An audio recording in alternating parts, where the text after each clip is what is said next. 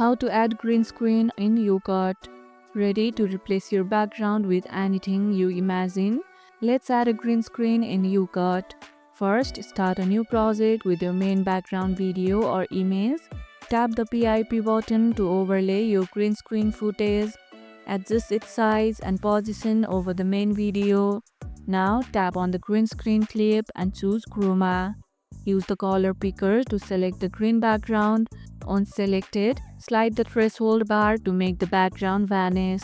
You can fine-tune the strength and shadows for a clean keying.